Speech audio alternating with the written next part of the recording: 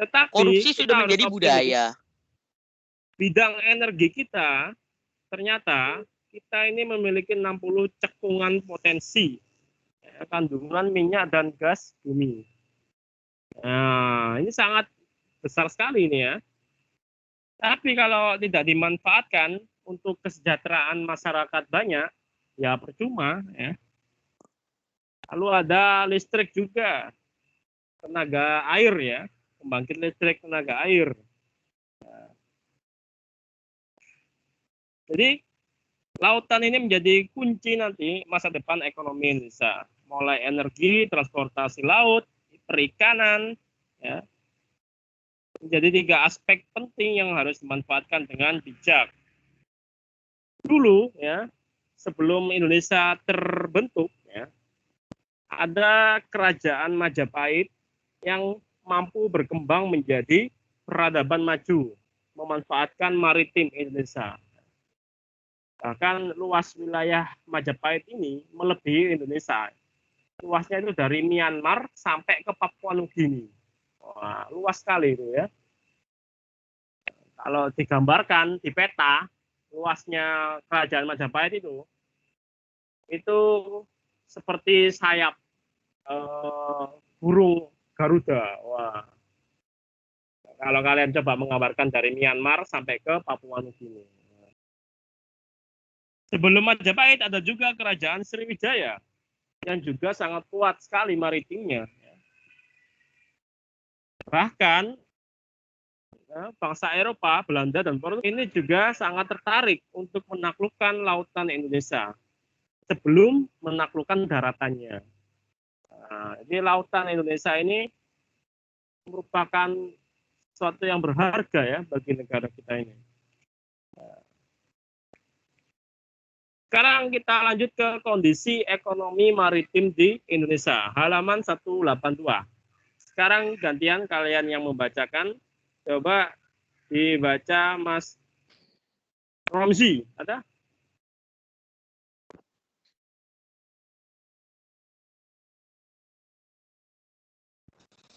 Atau 82. 182, kondisi Ya. ekonomi maritim. Yang lain menyimak Kondisi ekonomi maritim di Indonesia. Berdasarkan uraian materi di atas, dapat kalian ketahui bahwa sumber daya alam yang besar dan letaknya strategis berada di persidangan Samudra Hindia dan Samudra Pasifik, serta posisi Indonesia sebagai negara kepulauan terbesar di dunia, seharusnya menjadi kekuatan penting yang dapat dimaksimalkan pengembangannya. Banyaknya kekayaan yang tergantung di laut secara utuh, baik di dalam, di dasar, maupun di atas permukaan laut, merupakan potensi ekonomi yang mampu memberikan kontribusi nyata bagi perekonomian nasional. Berbagai kekayaan laut sebenarnya telah dimanfaatkan sejak dahulu, sehingga sekarang baik melalui metode produksi yang tradisional maupun berbasis teknologi. Dengan kekayaan laut yang sangat banyak, ironisnya pembangunan ekonomi nasional masih belum memberikan dampak positif yang kuat terhadap kesejahteraan masyarakat. Gambaran nyata kondisi ini sejalan dengan pengelolaan sektor kelautan belum digarap dengan penuh perhatian dan kemauan. Hal ini terlihat pada potret sebagian besar nelayan Indonesia yang masih bergelut dengan kemiskinan. Padahal produksi perikanan terus mengalami peningkatan. Daya saing domestik yang lemah menyebabkan kegiatan pengangkutan, transportasi laut maupun eksploitasi sumber daya mineral di wilayah perairan nasional masih lebih banyak dilakukan oleh pihak asing. Kekalahan dalam kompetisi ekonomi berbasis maritim juga terjadi di sektor industri dan jasa kelautan mulai dari hulu maupun hilir. Sektor maritim Indonesia sampai saat ini baru sekitar 20% saja yang berhasil dimanfaatkan. Hal itu pun masih terfokus pada bidang perikanan saja. Karena tidak bisa dipungkiri bahwa ketika mayoritas masyarakat Indonesia berbicara maritim, maka yang terlintas di benaknya adalah perikanan. Padahal potensi kekayaan maritim Indonesia tidak hanya ini saja. Selain sektor perikanan, masih ada potensi ekonomi wilayah, pariwisata Bali, jasa perhubungan energi minyak dan gas bumi, serta potensi ekonomi maritim lainnya. Oke, terima kasih ya Mas Romzi. Bisa. Sudah dibacakan tentang kondisi ekonomi maritim di negara kita ini, Indonesia ya. Karena letak kita ini strategis ya, seharusnya menjadi kekuatan bagi negara kita ini. Kekayaan laut kita, ya, mulai dari yang di dalam laut sampai permukaan laut, wah, itu sangat melimpah. Tetapi pembangunan ekonomi di negara kita ini belum bisa memanfaatkannya, belum bisa menjadi prioritas nih kelautannya. Bahkan kalau kita lihat ya, sebagian besar nelayan kita ini masih berada atau bergelut di dalam kemiskinan ya. Padahal produksi ikannya terus mengalami peningkatan. Berarti harganya murah ya ikan kita ya. Kalau di negara maju ya, itu menangkap ikan selain jumlahnya pasti besar ya, karena menggunakan teknologi, juga permainan harganya itu lebih menguntungkan bagi nelayan. Ya. Sedangkan di negara kita ini menguntungkan bagi para pengepul ikan. Ya. Nelayannya kita ini masih menjadi subjek yang dirugikan. Kalau dilihat ternyata baru 20% yang berhasil dimanfaatkan potensi maritim kita ini. Ya. Padahal tidak hanya perikanan, ternyata ada yang lain. Seperti pariwisata ini belum. Perhubungan belum. Energi minyak dan gas bumi masih sedikit. Dan banyak lagi potensi yang lainnya. Sekarang yang C, strateginya. Dibaca Dava Wardana.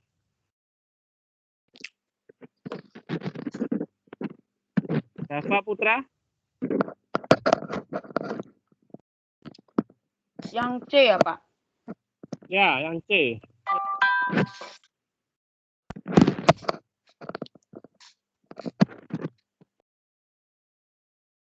Ya, yang lain set matikan dulu suaranya ya. Silakan Dava. Strategi pengembangan ekonomi maritim di Indonesia. Tantangan bagi Indonesia fakta bahwa Indonesia memiliki berbagai potensi bahari yang besar dan melimpah, sayangnya belum tercermin dalam kondisi sosial ekonomi masyarakat pesisir. Hasil tangkapan para nelayan tradisional itu masih sangat terbatas. Hal itu mengingat minimnya peralatan yang digunakan jika dibandingkan dengan perusahaan menangkap ikan yang memiliki kapal dan peralatan yang lebih canggih. Banyak nelayan yang hidup di bawah garis kemiskinan dengan kondisi lingkungan yang mengkhawatirkan. Terbatasnya kemampuan dan akses menuju pekerjaan yang lebih baik merupakan beberapa hal alasan para nelayan tetap bertahan. Untuk mengelola dan mengembangkan potensi ekonomi maritim, pemerintah telah melakukan berbagai upaya. Wujud usaha pemerintah tersebut tercermin dalam keluarnya kebijakan-kebijakan terkait sektor maritim dan munculnya konsep Indonesia sebagai poros maritim dunia. Untuk mewujudkan kebijakan tersebut, DPR dan Presiden setuju mensahkan Undang-Undang Republik Indonesia Nomor 32 Tahun 2014 tentang kelautan. Hal tersebut merupakan langkah maju bangsa Indonesia sekaligus menandai dimulainya kebangkitan Indonesia sebagai bangsa bahari yang kini tengah bercita-cita sebagai negara maritim. Undang-undang kelautan akan menjadi payung hukum untuk mengatur pemanfaatan laut Indonesia secara komprehensif dan terintegrasi.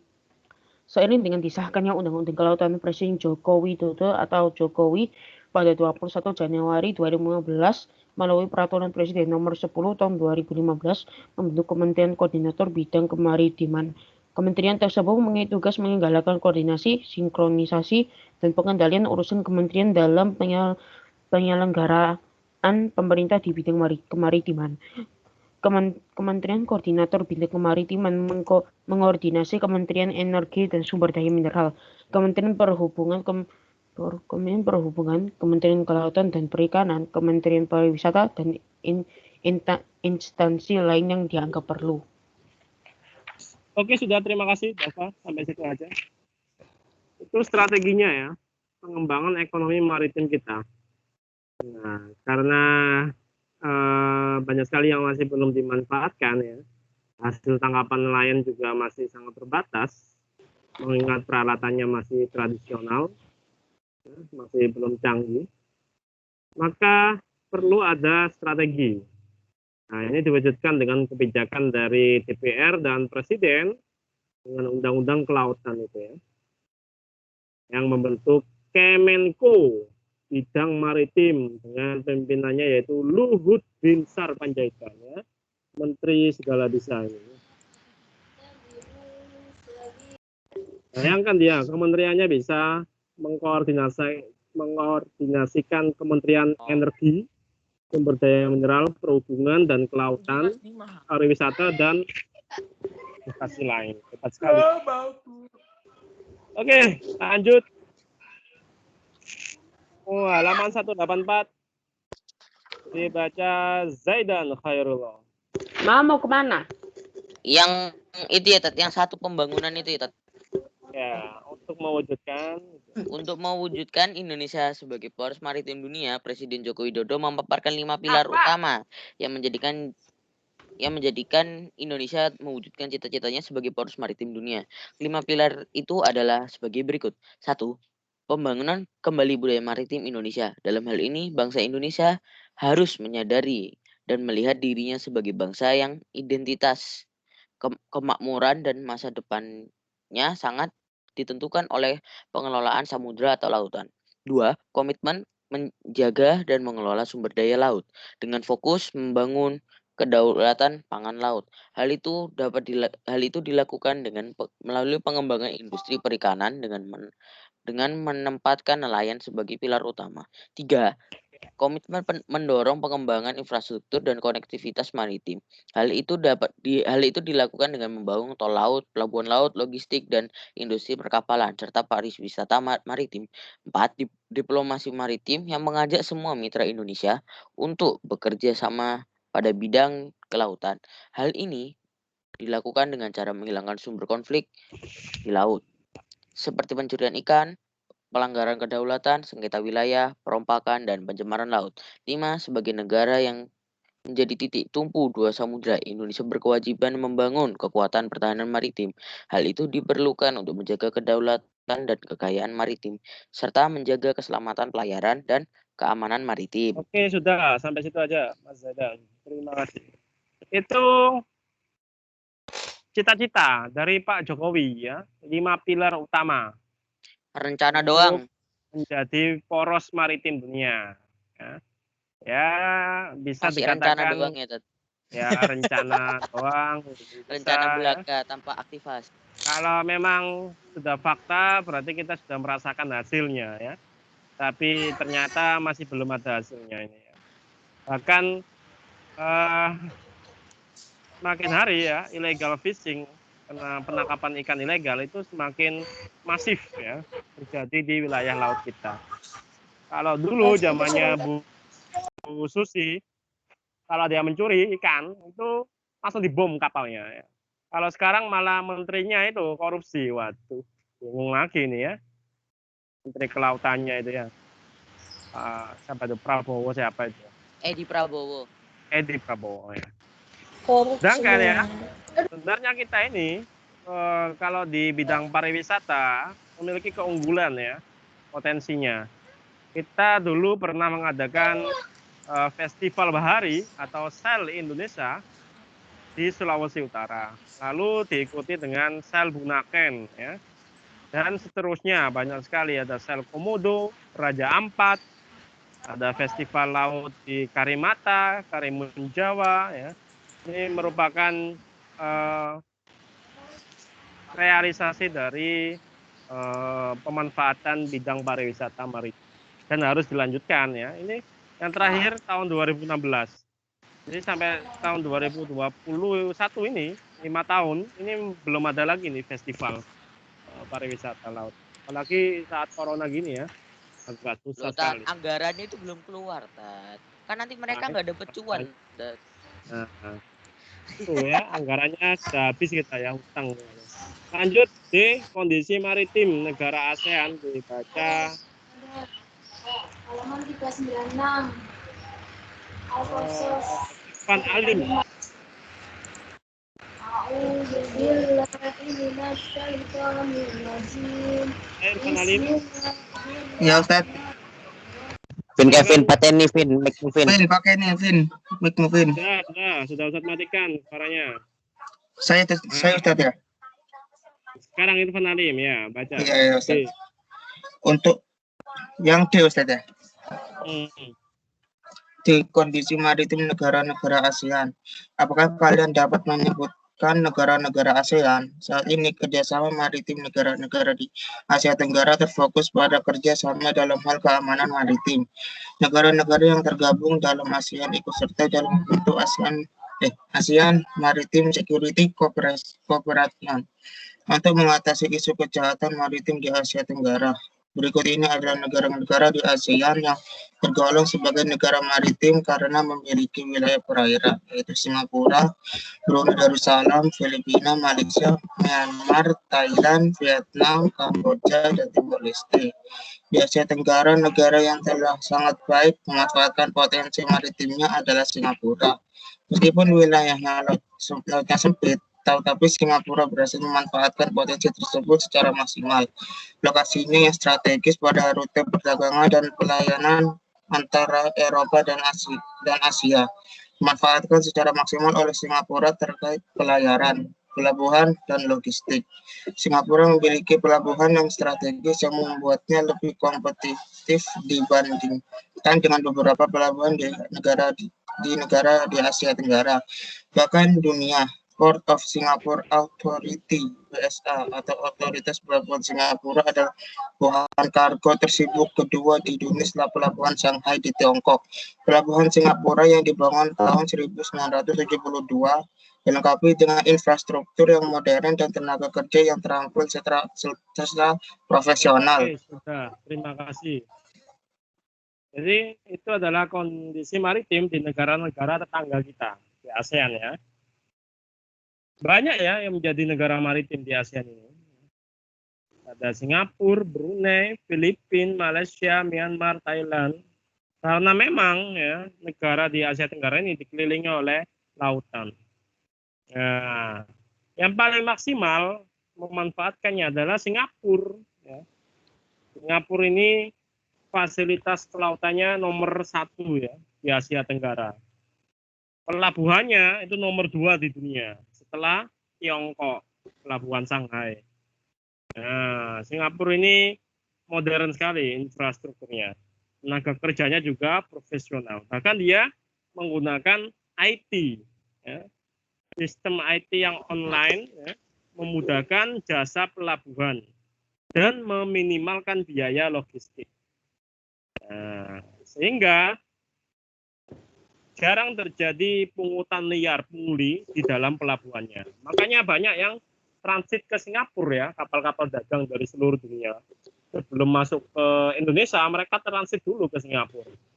Nah, kita tahu kalau di Singapura itu ya, kalau 1 hari itu transit, wah berapa biayanya itu, sewanya ya. Bayar itu ya, transit itu. Lalu, proses dari bongkar muatnya, Singapura ini cepat. Hanya 1-2 hari lah. Ya. Sedangkan di negara lain itu bisa lebih dari 2 hari. Tiongkok 2 hari. Ya. Indonesia 9 hari. Wah lama sekali nih ya bongkar muatnya. Singapura juga punya sistem untuk mendeteksi kapal-kapal yang ilegal dan perompak bajak laut. Namanya VTIS ya sistemnya itu. Jadi pelabuhan Singapura ini menyumbang devisa yang sangat besar bagi Singapura. Kedua terbesar setelah minyak dan gas. Dan Singapura sekarang menjadi negara transit penerbangan dan pelayaran terbesar di dunia, khususnya di Asia Pasifik. Hampir semua peti kemas di dunia didistribusikan melalui Singapura. Demikian juga arus wisatawan, khususnya dari Eropa dan Amerika yang mau menuju ke Asia, Australia, termasuk Indonesia, biasanya transit di Singapura. Wah, hebat sekali ini ya, negara transit ini Singapura. Nah, ini akan mendatangkan banyak investor ya. Nah, Investor yang menjadi impostor. Ya, mengapa Singapura negaranya kecil, nggak lebih besar dari Surabaya, tapi ekonominya wah jauh dari Indonesia ya. sumber daya masyarakat, sumber daya manusianya, Tat. Ya, kecanggihan tadi itu ya, ekonominya, peraturannya juga sangat tertib sekali Singapura ini. Di Sekarang sana lanjut ke dia agrikultur ya, Indonesia, kan halaman 187. konsepnya Indonesia kan kalau konsepnya Indonesia kan peraturan dibuat untuk dilanggar. Nah, itu nggak boleh itu. Iya, Sekarang Tat. coba dibaca area agrikultur Indonesia. Area ada? Mana area Satria? Menghilang ya. Hei, area Ya, Ustaz. menghilang. Oh, ada. Silakan area dibaca. 187. Yang 2 itu ya, Tat. Ya, benar.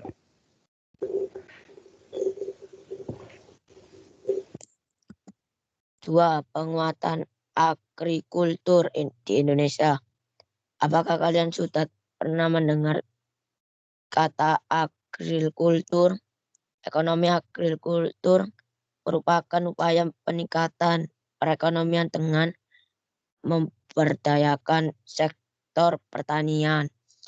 Agrikultur sendiri merupakan kegiatan pemanfaatan sumber daya hayati yang dilakukan manusia untuk menghasilkan bahan pangan, bahan baku industri, atau sumber energi, serta untuk mengelola lingkungan hidupnya. Kegiatan pemanfaatan sumber daya hayati yang termasuk dalam pertanian biasa dipahami oleh sebagai budidaya tanaman atau bercocok tanam, crop cultivation, serta pembesaran hewan ternak, raising. Namun cakupannya dapat pula berupa pemanfaatan mikroorganisme dan bioenzim dalam pengolahan produk lanjutan seperti pembuatan keju dan tempe atau sekedar ekstraksi semata seperti penangkapan ikan atau eksploitasi hutan. Oke, sudah. Agar kalian Itu dapat aja, Mas Arya. Jadi Ya, itu adalah pengantar tentang agrikultur. Ya. putus-putus, Agrikultur Tat. ya. Kenapa? Enggak, suara nyari kok putus-putus. Oh, putus-putus. Ya mungkin ada gangguan di mikrofonnya. Jadi agrikultur itu agraris ya, itu agraris, pertanian, kultur itu budaya pertanian artinya ya. Kalau letter dari katanya. Sedangkan dimaksud dari agrikultur sendiri itu adalah kegiatan memanfaatkan sumber daya hayati yang dilakukan manusia untuk menghasilkan bahan pangan, bahan baku industri atau sumber energi, serta mengelola lingkungan hidup. Nah, ini namanya agrikultur ya. Lalu bagaimana potensinya di Indonesia agrikultur ini? Ya. Ternyata sangat baik sekali ya potensinya. Agrikultur kita ya, karena wilayah kita ini terletak di daerah pertanian tropis ya, sehingga potensinya itu menjadi andalan ya, produk kita seperti buah-buahan dan sayuran ya, dan produk lain seperti rempah-rempah, bahan bakar nabati itu menjadi tulang punggung bagi ekonomi kita. Bahkan dulu rempah-rempah itu sangat menjadi itu ya, idola permata ya bagi bangsa Eropa. Mereka tergila-gila dengan rempah-rempah ya, sehingga mereka datang ke Indonesia menjajah Indonesia.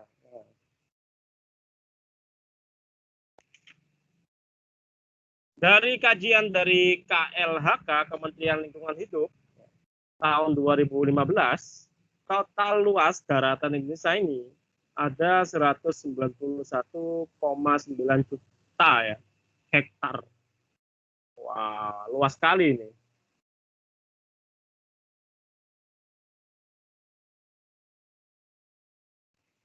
Itu ada Ustaz, yang persentase ya, kemarin ada itu loh, Tat. kawasan hutan. Loh, Kan Apa? apa itu di Jawa Timur kan Tuban itu kan ada potensi agraris yang tinggi. Lah, kan kapan hari itu ada apa namanya? Minyak itu loh, kilang minyak baru di Tuban. Kilang minyak baru di Tuban lah, itu nggak merusak agraris, Tat. Ya, itu merusak sekali itu ya. Ada cuan semua bisa dilakukan. Karena kita tahu kilang minyak itu bisa kapan saja terjadi kebocoran ya. Sehingga kalau terjadi kebocoran itu bisa mencemari lingkungan di sekitarnya. Atau bahkan parahnya kebakaran. Iya, kalau ada yang memantik dari apinya, wah itu bisa terjadi kebakaran itu ya, yang luar biasa. Padahal potensi itu tuh, padahal potensi agrarisnya bagus loh. Iya, nanti tapi kita mau gimana nggak usah pangannya ini? kaget ya. Nggak hanya di Tuban, di beberapa wilayah ya seperti itu. Semakin lama yang baru-barusan habis. viral ini, Tat. Ya, sawahnya semakin habis kita ya, karena Habis itu digunakan oleh impor. Habis itu nanti bikin beras tiruan kilang lagi, beras minyak plastik. banyak lagi ya. Nanti yang akan dijadikan mall, dijadikan industri, dilewati pipa kilang minyak, batu bara dan lain-lain ya. Padahal itu merusak lingkungan semua itu. Tapi karena manusia ini pikirannya sangat cetek, ya, dapatnya instan, ya, dapat kekayaan yang instan. Wah, semua yang di dunia ini tentang cuan. Mereka tidak memikirkan tentang lingkungan. Padahal nanti lingkungan itu yang berpengaruh terhadap kesejahteraan umat manusia. Di mana daerah yang lingkungannya bagus, dia akan lebih survive ya, lebih bertahan hidup lebih lama. Kita lihat saja nanti ya. Lanjut, kita ke negara-negara Asia Tenggara. Halaman 189. Coba Ustadz ingin dibacakan negara Thailand dulu oleh Andika. Ada suaranya tadi Andika. Andika ada? Nggak ada ya? Dari tadi nggak ada suaranya Andika. Baik, diganti Muammar. Dika error tuh mic-nya. Oh, error. Oke. Nih, bilang Muammar, di mana grup Muammar? lupa bilang. Coba dibaca negara Thailand. Benar. 1. Thailand. Thailand adalah eksportir besar di pasar beras dunia. Sekitar 60% dari seluruh angkatan kerja Thailand dipekerjakan di bidang pertanian. Wilayahnya relatif subur karena banyak terdapat gunung api dan lembah-lembah sungai. Kaya akan hasil pertanian, perkebunan, dan hasil-hasil hutan seperti padi, jagung, tebu, umbi-umbian, buah-buahan tropis, karet, cengkih, kopra, dan berbagai jenis kayu, terutama kayu jati dan kayu besi. Komoditas pertanian lain yang dihasilkan dengan jumlah yang cukup besar adalah ikan dan produk-produk perikanan lainnya, tapioka, karet, biji-bijian, dan gula. Ekspor makanan jadi seperti tuna kaleng, nanas, dan udang beku juga sedang meningkat. Oke, sudah. Terima kasih. Jadi itu salah satu negara di Asia Tenggara potensi agrikulturnya, yaitu Thailand. Ini eksportir besar ya di pasar beras. Ini banyak yang membeli beras dari Thailand. 60% dari angkatan kerjanya bekerja di pertanian. Nah, ini sangat masih mengandalkan sekali ini ya agrarisnya ya. Karena wilayahnya juga sangat subur seperti Indonesia, terdapat gunung api, lembah, dan sungai, sehingga kaya akan hasil pertanian, kebun, hasil hutan, dan lain-lain. Ya. Bahkan ada produk lain seperti tapioka, karet, biji-bijian ini juga besar. Ya.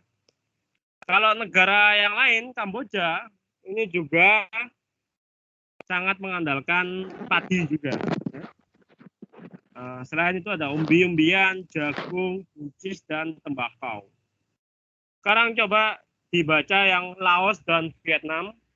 Dibaca Mas Haizun. Laos dan Vietnam.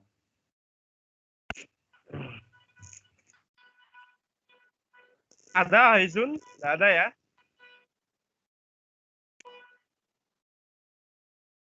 Ada dat Ya, silakan Mas Haizun. 3 Laos.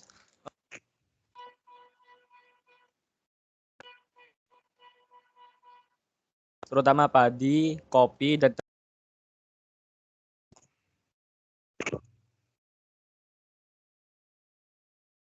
Halo, Mas Haizun, suaranya putus-putus ya? tes.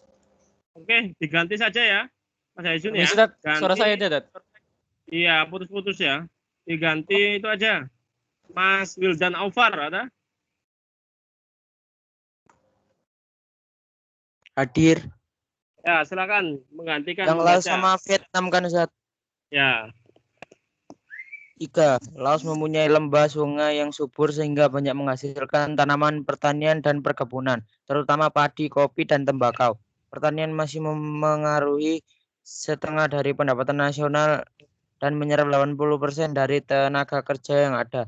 Beras, jagung, katun, jeruk, kopi, dan kapas merupakan komoditas utama negara ini. Luas tanah garapan di Laos adalah sekitar 747.000 hektar. Dengan demikian, kebanyakan penduduk di negara ini bekerja sebagai petani. Wilayah penghasil pertanian di negara Laos kebanyakan berada di wilayah dataran rendah. 4. Vietnam. Banyaknya gunung api dan lembah sungai menyebabkan kondisi tanahnya sangat subur sehingga sangat menunjang kegiatan di sektor agraris. Vietnam secara umum masih tergolong negara miskin. Vietnam sekarang adalah produsen kacang cashew terbesar dengan pangsa sepertiga dari kebutuhan dunia dan eksportir beras kedua terbesar di dunia setelah negara Thailand. Vietnam memiliki persentase tertinggi atas penggunaan lahan kepentingan cocok tanam permanen 6,93% daripada negara lain di subwilayah Mekong Raya Greater Mekong Subregion. Komoditas ekspor utama Vietnam masih didominasi oleh pertanian, perkebunan, dan hasil tambang yang meliputi beras, karet, kopra, aneka kayu, minyak bumi, dan biji besi.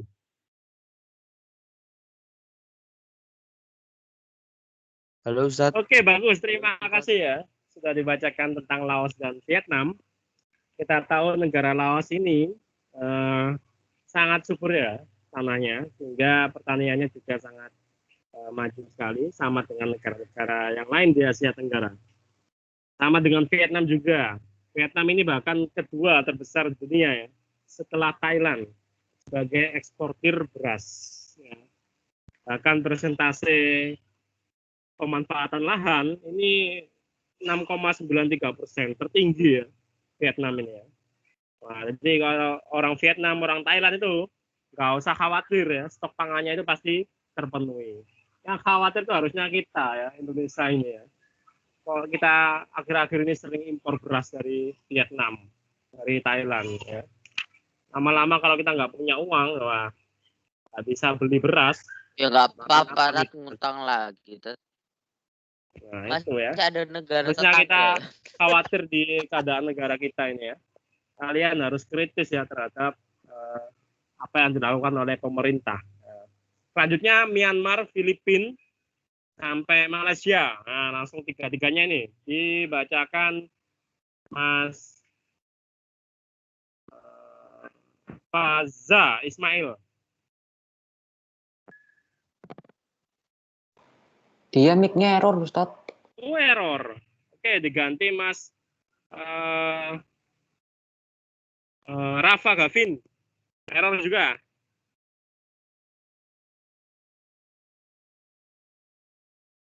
Ada Rafa? Nggak ada? Oke, diganti Al-Huda Dananjaya. Mana Al-Huda? Ya Ustaz, ya Ustaz. Bagus. Silakan Mas Huda. Baca Myanmar, Filipina, dan Malaysia. Ya Ustaz. Yang apa tadi Filipina? 190. Ya Ustaz. Filipina.